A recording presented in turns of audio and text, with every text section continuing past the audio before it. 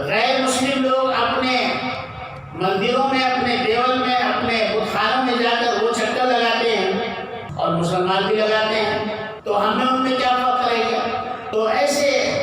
لوگوں سے میں گزارش کروں گا کہ پہلے اس چیز کو سمجھ لیں۔ ان لوگوں کا چکر لگانا اس بت کے لیے ہے جو وہاں نصب کیا ہوا ہے، اور کعبۃ اللہ کے جو اطراف چکر لگاتے ہیں وہ اللہ کو راضی کرنے کے لیے ہے۔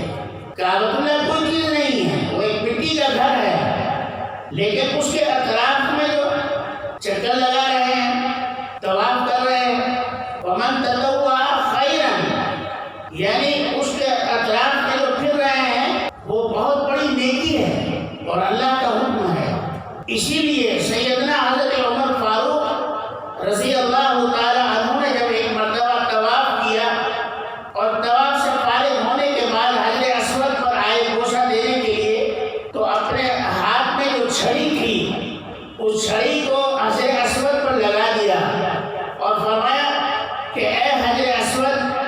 تو نہ نفع پہنچا سکتا ہے نہ نقصان، لیکن میں نے اپنے آقا